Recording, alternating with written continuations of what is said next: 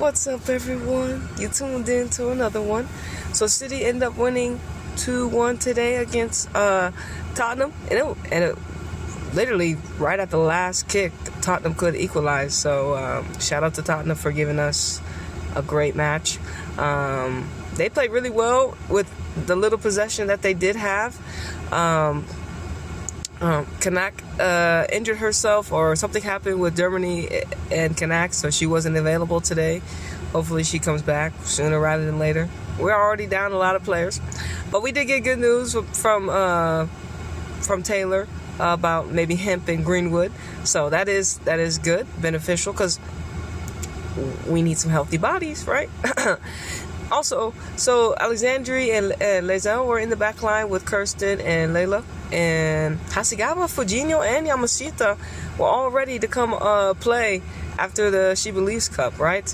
So I think they played all 90 minutes, right? I'm pretty sure. So Fujinho happened to be player of the match for me. She ended up assisting Mitama's first goal, and then she ended up getting the game-winning goal assisted from Hasegawa. So shout out to her. Even though in the final of the She Believes Cup, or technically the last match of the She Believes Cup, I felt like she didn't really get that many opportunities to showcase her talents.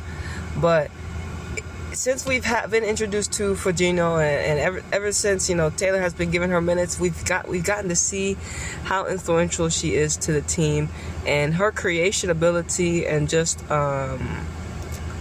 being able to get the ball to the playmakers is very important. And she's starting to put in more goals, right? Got this goal today. Her strike was very well as well with her left foot. Also, we had a little scare. Hasegawa kind of got hit, but we didn't really get that kind of a replay to see where she was. But it was like right before halftime, so I'm really happy. We didn't have a lot of more playing time before that. We didn't have that much before halftime. I'm glad we didn't have that much to play, because I was like, yo. Everyone was in the chat like, yo, take her off. But she's a solid player. Thankfully, it wasn't like a crazy challenge, right? Shout out to Beth England, Neville, and even the number 11 Holt, and the goalkeeper for Tottenham played really well. Beth England set up her goal after receiving the header. She just continued to follow the ball, and like I said, the girl that came, the substitution that came in for Thomas during the first half, she was the one that dropped the dime to her. So that's great when your substitution comes in and helps your team. She's the last player to drop the pass to probably your best player on the field. It makes the manager like, yes, this was a good decision to bring you on. And so I always like that when substitutions work out for their clubs, because it also reinforces, okay, the manager has the ability to see what the team needs, and the girl that he selected was she selected was the right player. Even though they lost, right? Even though Tottenham lost, I felt like they played well. They only at the end of the day, Google only gave them 27% of the ball. So for 27%, for it to come right down to the whistle, 2-1 is crazy, right? Like Mitama got the first goal inside the box, the cross from Fujinho, like I said. We had Blanket Brown in the game with Hasegawa. Caroline ended up getting us another start. She didn't really play as well today, but she was. What I really did enjoy about Caroline though today was, just her not rushing, getting the ball out to Layla. Her allowing Layla to like get in a better position to overlap. Just her like presence, she's like, okay, I see Layla's gonna make that round, I'm gonna wait for her.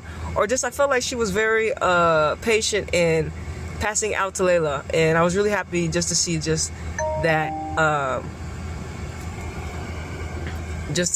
you know what I mean? So I was really happy. Even though like I felt like she's played better, because she was this one she was a little bit more passive than like dribbling at people. Maybe it's because the way Tottenham, and she could have been tired, because I'm not too sure if she played for Brazil in any of these matches that we had internationally, right? But Kirsten, yeah, shout out to Kirsten. She was the player right in front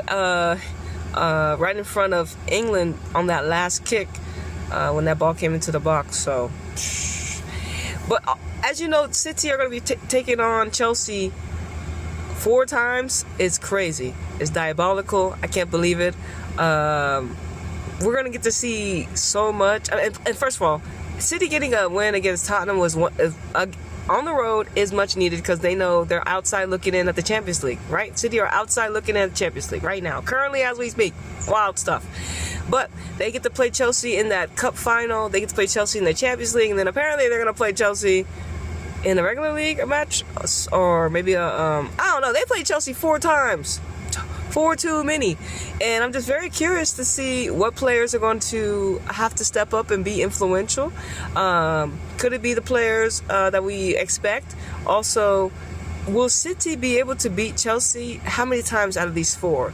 Because Chelsea are collectively Chelsea, everyone is expecting Chelsea to advance in the Champions League, of course. They're not, like I said, is Chelsea going to have to give up this cup final to City and lose to City, but still beat City in Champions League and still beat them in the regular league, but they just didn't win this trophy that they're going to play in the final? So how is Chelsea going to take an L? Do they take the first L and then they sweep City the rest? How is this going to work out? It's going to be very interesting to see how this plays out. I hope City and I play well. They're going to need, the strikers, Bunny, Shaw, Mitoma and Bunny are going to have to score goals for City. I think Mary Fowler's going to have to be influential. Fujino, all these players. And especially because Chelsea play a very I haven't really seen them. We're going to see Chelsea 4 times. And this is a benefit for City. This is a win for City, even though it's against Chelsea, because you're getting 4 opportunities to see the depth of Chelsea 4 times in such a short span. So it's like, will the teams learn from each other? Will we have? Hopefully, we don't have too many draws, and the teams actually win the matches, right? We get to see winners. I don't really want to see anybody pick up a draw. I'd rather see someone win the game, but that's just me, So. I do hope City win something out of this. I want them to win a title this season, and they got to do it against Chelsea. And there's not a better fitting team for City to beat. It's not a better team to beat than Chelsea, right? City, there's nobody else that you'd rather beat than Chelsea. So if you can get the job done, of course, City will have some glory, some trophy. A trophy in the cabinet, and Taylor honestly can leave with something. He can hold his head high, leaving with something in the cabinet. And I'm not too sure if it's gonna work out for you, Taylor. We're gonna see how they're gonna set you up on your finale, fam. But anyways, City win 2-1 against Tottenham. Shout out to Fujino, player of the match for me. It's your girl Anita, flying high, flying out this 3rd dimensional reality, and I'm gonna see you on the next one. Deuces.